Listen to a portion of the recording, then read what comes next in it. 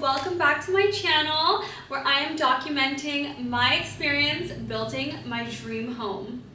So in my first video, I filmed the land, my vision behind this whole build, and in this video, I'm going to share how I'm exactly doing this as an owner builder. The first real steps I took and what I've done so far.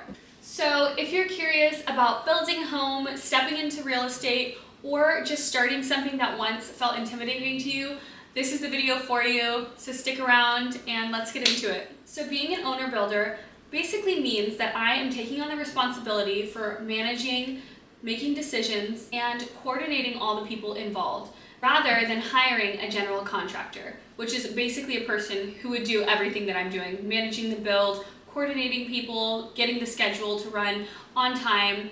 That's exactly what I'm doing, acting as my own GC, as I am licensed as a GC, which just stands for General Contractor. I did not choose this route because it's easy, but because I wanted to be hands-on in this process and really learn and grow in this experience.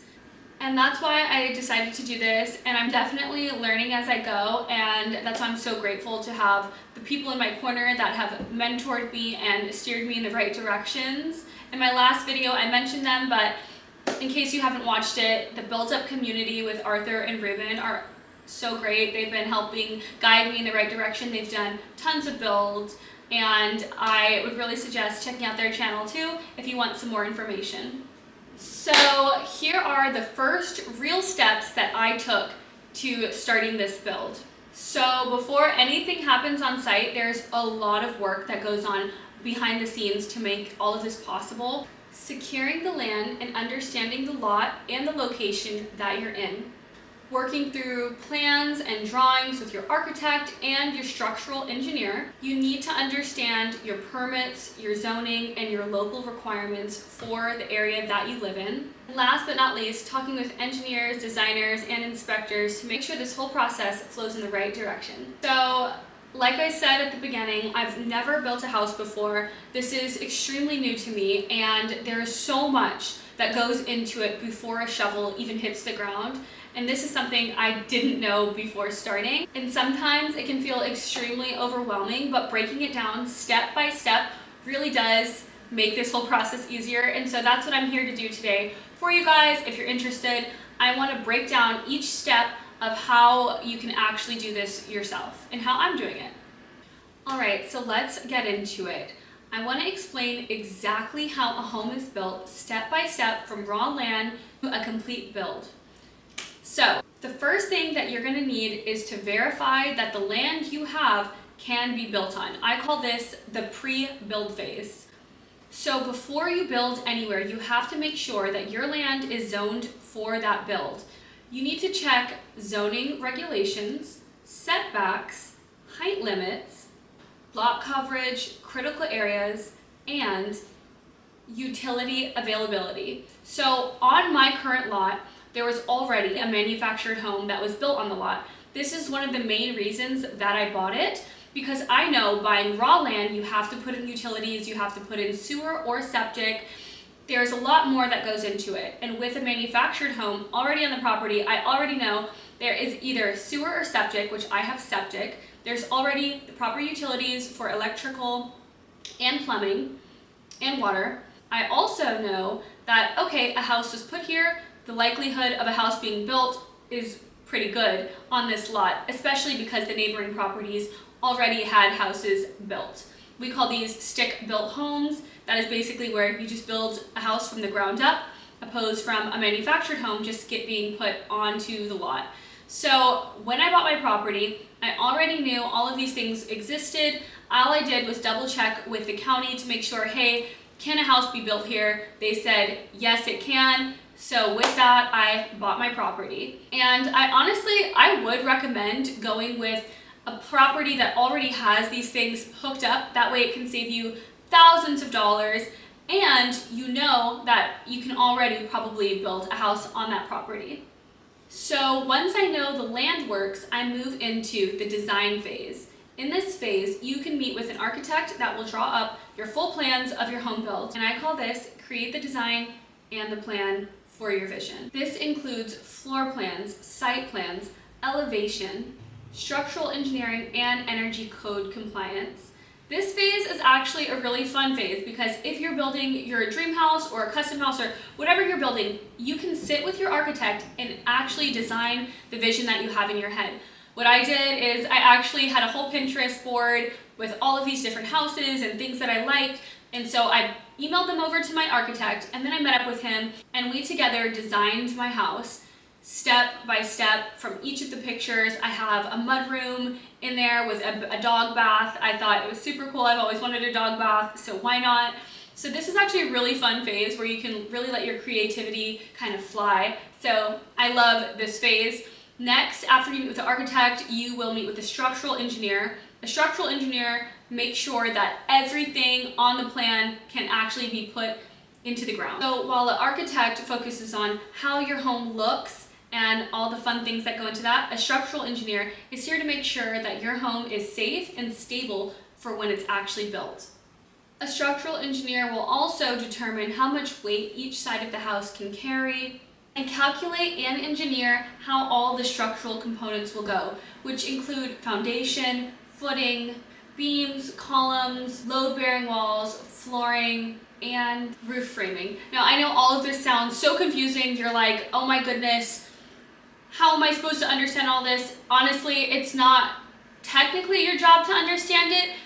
That is the job of the structural engineer. So just to retrace our steps, right now, all you need to do is find land, find an architect, and find a structural engineer. After you do that, you want to secure your financing. So this is a big component because obviously without money, you can't do a build, you can't buy land, you can't really do anything. But luckily, there are so many different ways to get the financing for your build.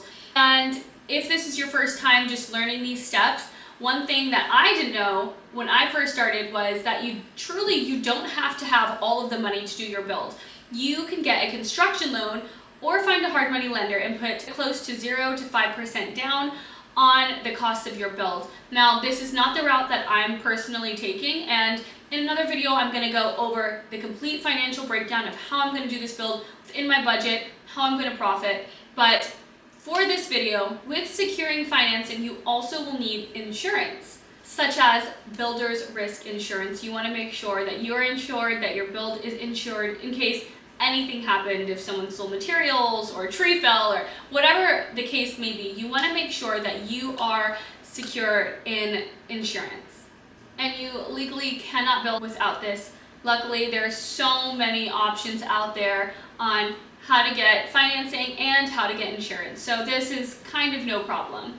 Once your build is financially secure, the next step that you're going to take is permitting. Now this part is crucial. You legally cannot do a build without doing permitting first. Now, when it comes to permitting, I know this can sound extremely overwhelming and you're like, what do I do next? How do I get this permitted?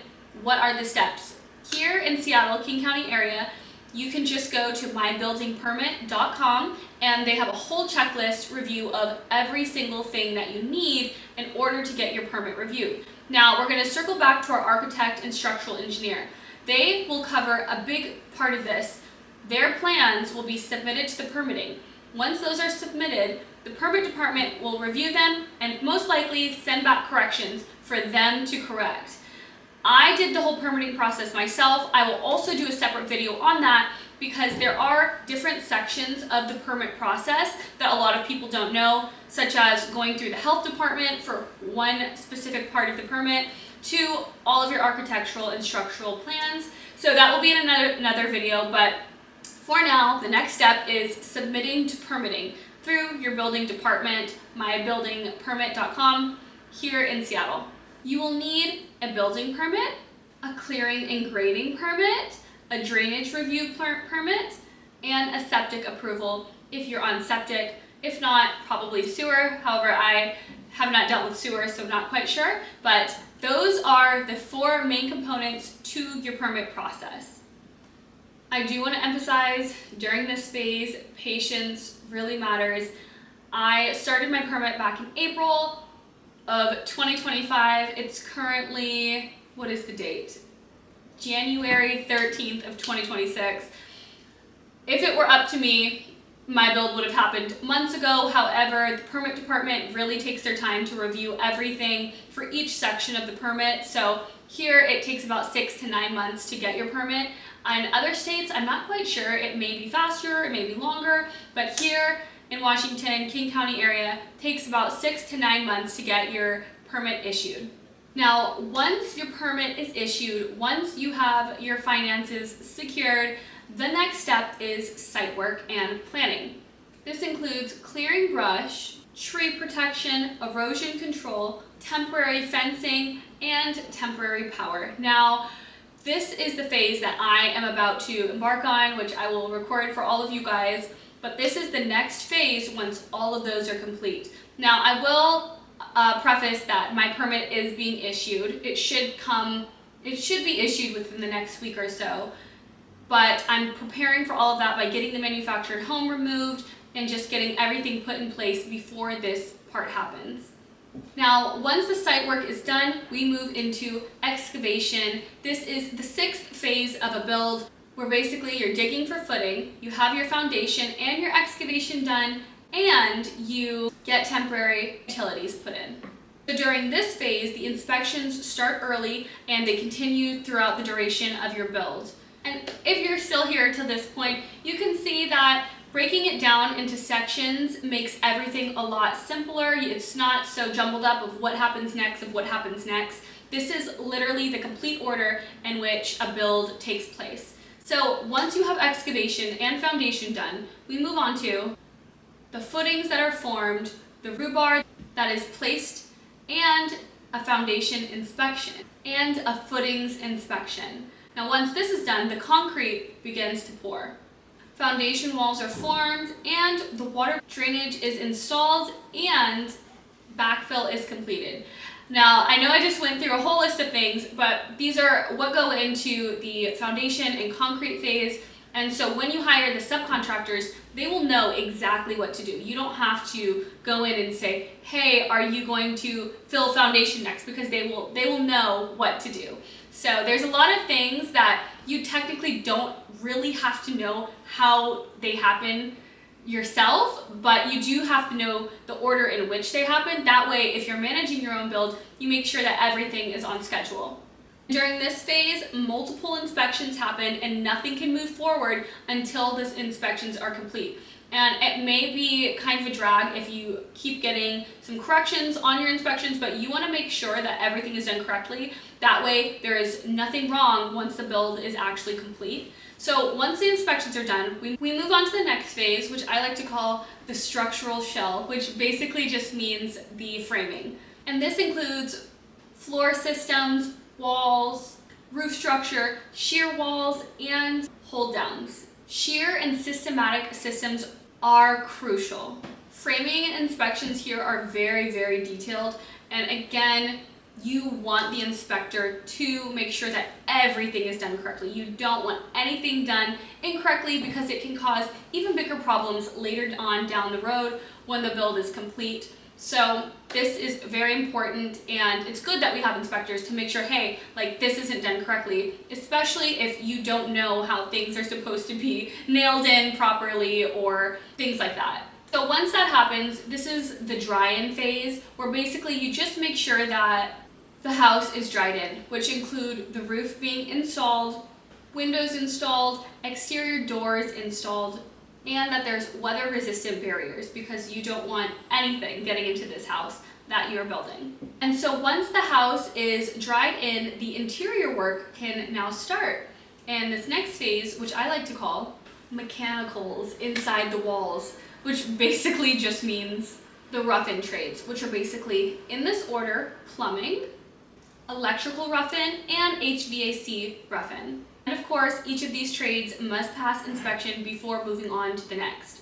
And when those pass inspections, the next phase is installation. So with installation, basically it just means that the walls are insulated, the floor is insulated, and the attic is insulated as well. And here in Seattle, in the King County area, they really do enforce strict energy codes, so this phase really is important. And so once that's done, we move on to drywall, Drywall is basically where you hang, tape, texture, and prime.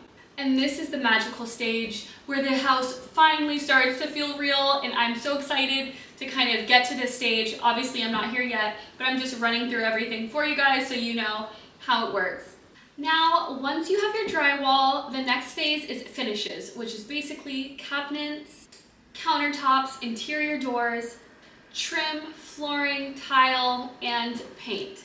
So this phase requires a lot of coordination and sequencing. The sequence definitely matters to avoid damage. So alongside of this is exterior finishes, which basically includes siding, exterior trim, paint, decks, and patios. So these both go hand in hand while the other is going on. And especially here in Seattle, where the weather is pretty crazy, it can affect the timing of everything, especially with the exterior. So you want to make sure that you're really flexible with all of this. And the final steps to a build are basically appliances. And really, once that's done, you get a certificate of occupancy, which basically is proving that everything has been inspected correctly, and the county will issue a certificate of occupancy. And so once that happens, your house is done, you want to move to landscaping. If you want to have your land landscaped, now I have 1.2 acres, that is the size of my property, and I'm not quite sure how the landscaping is going to go, but I definitely want to make sure that it's a clean finish, nothing too crazy, no pools or anything like that, but definitely something to make sure that it looks clean and livable. And so this is, you know, driveways, walkways, grading, and the landscaping, like I just mentioned.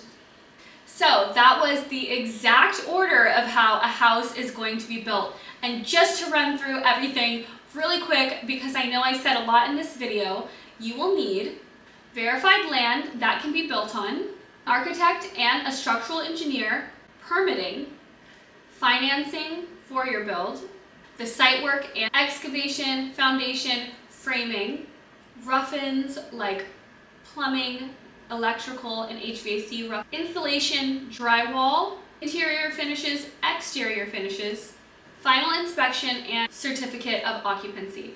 So I hope this cleared everything up for you guys. This is exactly how I'm doing my build. I had an architect, I had a structural engineer, I did the whole permitting process myself, and that is the phase that I'm in right now of permits getting approved. Next will be removal of my manufactured home, and then we break ground. So I hope this video cleared everything up for you guys, to taught you guys that you can actually build a house yourself. It's not as complicated as you would think. So if you're interested in building a home yourself, real estate, or anything, please subscribe to follow my journey of building my dream house as an owner builder, acting as my own GC. And you guys, this is just the beginning, and I am so excited to embark on this journey and to document it with you. So thank you for watching, and stick around for the next video. See you next time. Bye.